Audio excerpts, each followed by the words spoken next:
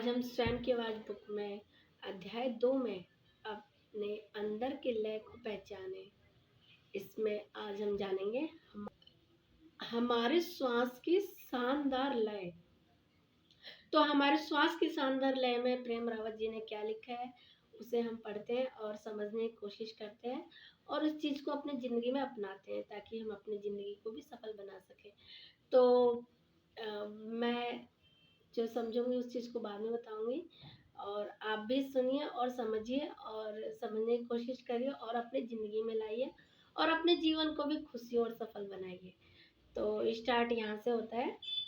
वे मनुष्य जो अपने जीवन का उद्देश्य समझने के लिए चमत्कार की तलाश करते हैं, वे भूल गए हैं कि ये चमत्कार उनके अपने जीवन में प्रतिदिन होता है। वह सांस लेते हैं, हम पैदा होते हैं और उसी दिन हमारे जीवन में मनुष्य होने की कथा शुरू हो जाती है। हमारे आसपास और हमारे अंदर हर श्वास के साथ हमें अवसर मिलता है कि हम अपना किरदार चुनकर अपनी भूमिका निभाएं और अपनी कहानी पूरी करें। आगे लिखा है, इस दुनिया में शोर बहुत है पर एक गीत भी गाया जा रहा है।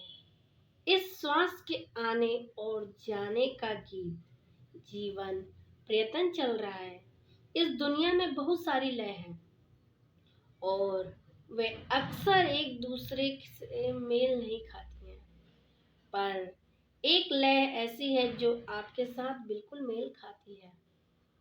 ये है लय है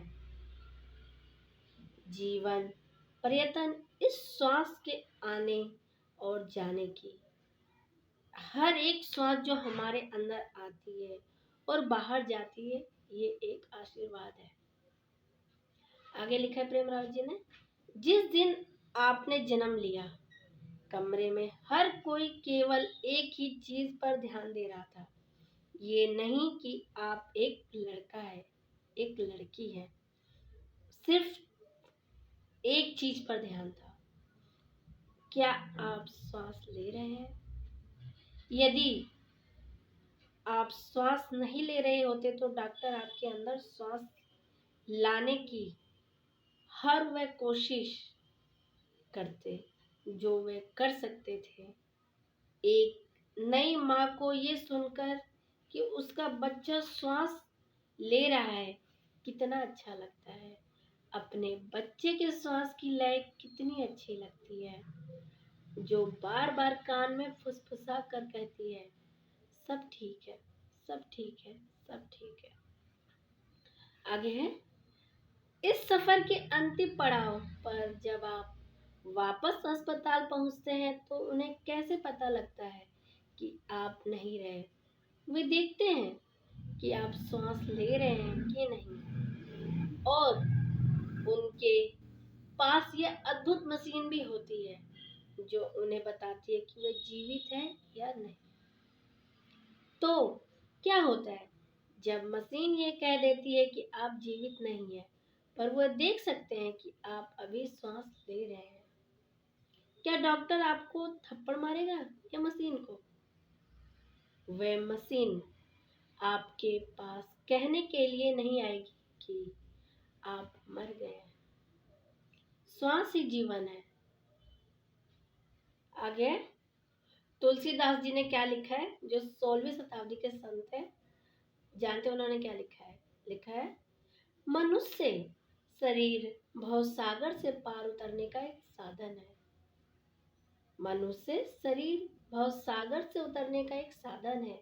इसमें इन श्वासों का आना जाना ही ईश्वर की कृपा है। ये समझने की बात है।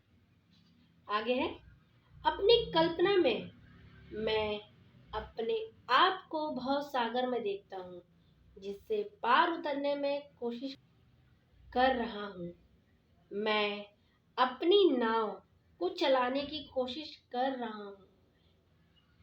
लहरें हैं अच्छाई और बुराई की, सही और गलत की, हर उस चीज की जो हमारे लिए बदलाव लेकर आती है। ये लहरें हैं प्यार और नफरत की, आशा और निराशा की, पश्चाताप और चिंता की। हमें इन सबसे ऊपर उठने की जरूरत है, और इस यात्रा को पूरा करने के लिए हमें जिस चीज की जरूरत है वह पहले से हमारे अंदर है। आपको बस अपना पाल तैयार करने की जरूरत है, और उस हवा का पता लगाने की जरूरत है जो आपके लिए बह रही है, जो आपको इस आसान समुद्र से दूर कर और स्पष्टता के शांत सागर की ओर ले जाएगी। जब हम अपने जीवन में माया से मोहित हो जाते हैं तो हम भ्रम के समुद्र में गुम हो जाते हैं। माया वे भ्रम है जो बाहरी दुनिया में मौजूद है, और वे हमेशा हमारे मन के अनुसार बदलती रहती है।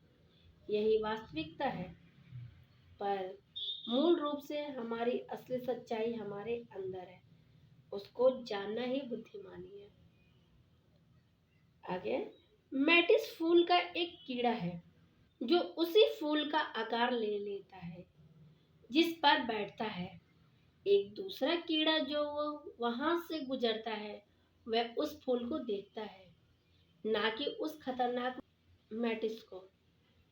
जब मैटिस हिलता है और अपनी असलियत दिखाता है, तब पहचान के उस क्षण में उसका शिकार समझ जाता है कि वह फूल नहीं है। पर जीवन सचमुच में क्या है, हम